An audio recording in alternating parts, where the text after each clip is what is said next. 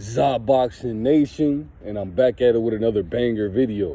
Antoine Russell, he went in there and did his thing last night. It was a tremendous display of boxing. He put his combinations together, but he just came up short against the longer, more experienced guy in Alberto Puello. Man, Alberto was putting on a tremendous clinic. I told you guys, after the first 4 rounds, Alberto Puello had first starting to warm up, and he made Gary Antoine Russell look like an amateur in there, man. It was a great fight while it lasted. I told you guys in the middle of the fight, I told you Alberto Puello was doing great work, but everyone just kept on saying how good Antoine Russell was. Now, don't get me wrong, he is a tremendous fighter, but, while he was in there with the longer guy, it was a little bit harder for him to figure him out. 17 wins and all coming up by knockout, so he had a 100% knockout ratio leading up into this fight where he stepped up in competition. And nevertheless, it was a tremendous fight, but Alberto Puello came out on top, even though they did take a point away from him. So, it was a tremendous fight. Mark Magsayo taking the dub. Mark Magsayo, tremendous fighter, very fundamentally sound, and, he did what he had to do to go in there and take the dub. David Benavidez, man, he's filling into 175 very nicely, but you can see that he doesn't have the same pop as he did to get these guys out of there as he did at 168. And it's a beautiful thing. I think that Vosdick was a great test for David Benavidez while he was moving up to 175. It was a great fight for him. We can kind of see where he's at. And I believe that he's gonna come back, and he's gonna come back strong. 175 is, it's a beautiful division for David Benavidez, seeing that as he doesn't have to cut a lot of weight, and he truthfully looked like the best version of himself last night. Aside from the hand injuries that he said that he had, put on a great show for everybody, despite the injuries. So, David Benavidez, I take my hat off to you. Tremendous fighter. You did exactly what you needed to do last night. We have Carlos Adames versus Terrell. It was a tremendous fight. Carlos Adames, I'm not going to say he did what he had to do, because Terrell was a tremendous fighter.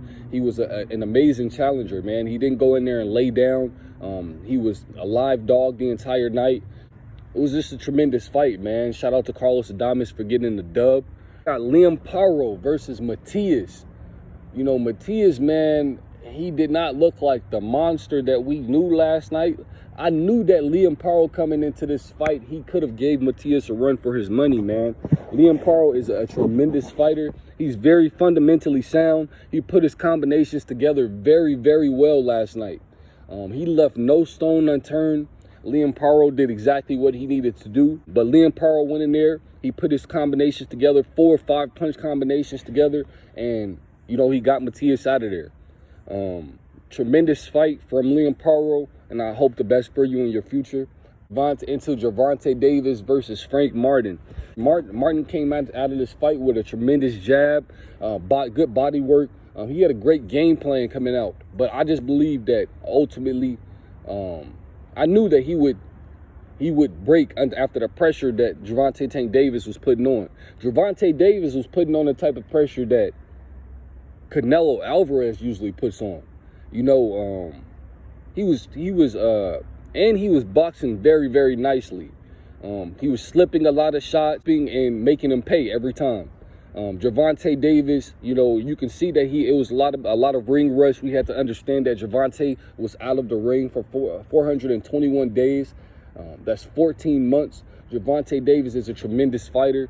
I take my hat off to Frank Martin for even, testing his abilities and getting in a ring with somebody of that stature, somebody with the type of boxing ability, the power in both hands that Gervonta Tank Davis possesses.